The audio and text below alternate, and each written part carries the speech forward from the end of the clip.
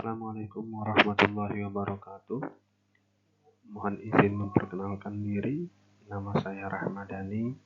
Saya berasal dari Kalimantan Selatan, tepatnya di Balai Penataan Bangunan, Prasarana dan Kawasan Kalimantan Selatan.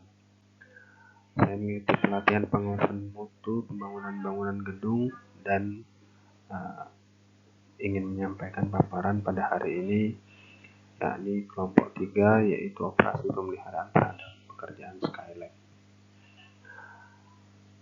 Oke, kita mulai.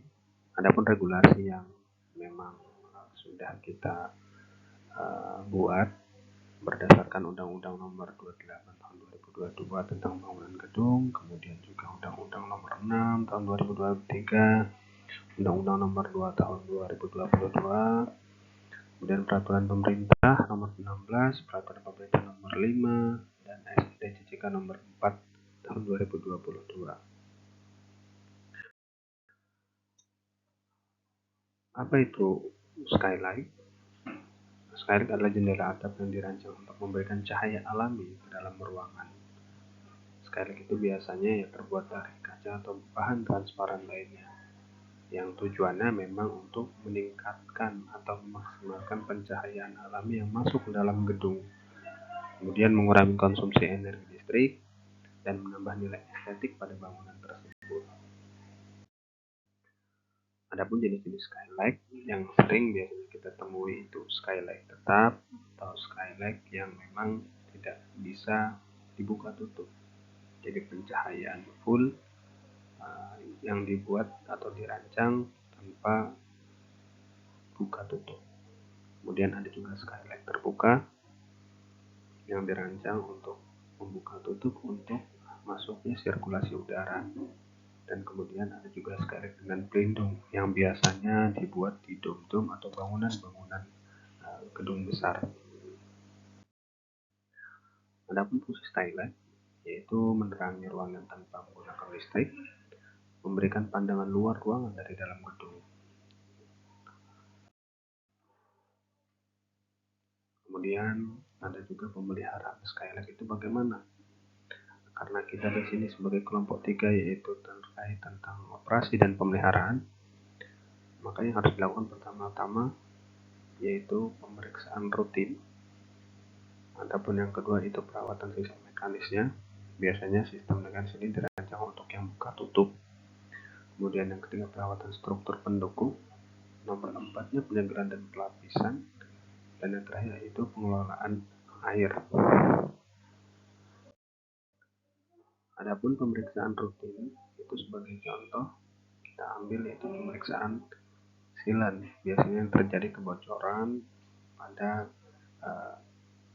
silan tersebut. Jadi memang harus kita lakukan pemeriksaan berkala terhadap silan itu. Kemudian contohnya di perawatan sistem mekanik yaitu motor penggerak atau sistem hidrolik yang biasanya menggerak membuka tutup dari skylight tersebut. Adapun perawatan struktur pendukung biasanya kita melakukan pemeriksaan antara bingkai dan atap. Jadi kita lihat apakah ada kebocoran di setiap bingkai skylight tersebut. Kemudian penyegelan dan pelapisan, pemeriksaan berkala antara skylight dan atap.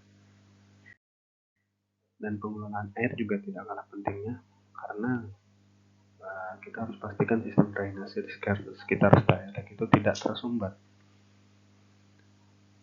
Karena kalau sampai tersumbat dan akhirnya menggenang, itu lama-kelamaan akan menimbulkan kebocoran terhadap skylight tersebut. Adapun penyebab kerusakan skylight itu yaitu kebocoran air yang tadi sudah disebutkan, yang diakibatkan silan rusak. Silan itu rusak sehingga mengalami kebocoran atau pemasangan skylight itu tidak tepat, tidak presisi. Kemudian kondensasi terjadi bila ada perbedaan suhu yang signifikan antara interior dan eksterior. Perubahan suhu di luar dan di dalam juga bisa mengakibatkan yang akhirnya merusak pada skylight itu dan menyebabkan kebocoran. Penyumbatan terjadi bila ada kotoran atau debu yang menumpuk dapat menghalangi aliran cahaya. Tantangan dalam pemeliharaan skylight itu apa? Tantangannya apa itu? Salah satunya cuaca ekstrim, perubahan suhu yang tajam dapat merusak kaca. Kemudian aksesibilitas, beberapa Skylight juga berada di lokasi yang sulit dijangkau, sehingga memerlukan alat khusus. Jadi mungkin suatu gedung yang memang sangat besar, yang sangat tinggi, sehingga menyulitkan di dalam pemasangan. Terakhir, kondisi material bahan Skylight juga yang sudah tua atau harus memerlukan perawatan ekstra. Ini kita sampaikan proyek pembangunan bangunan gedung kantor Kementerian Koordinator 3 di IKN. Jadi ini ada gambar-gambarnya, dan kemudian ini realita yang ada di lapangan. Kesimpulannya yaitu Skylight itu adalah elemen penting dalam desain bangunan modern. Kemudian pemeliharaan rutin juga sangat diperlukan untuk menjaga performa Skylight, khususnya yang di IKN yang saat ini dibangun. Kemudian yang ketiga, pengetahuan tentang cara merawat Skylight dapat mencegah kerusakan besar dan menghemat biaya perbaikan di masa depan. Itu saja yang bisa saya sampaikan. Terima kasih. Assalamualaikum warahmatullahi wabarakatuh.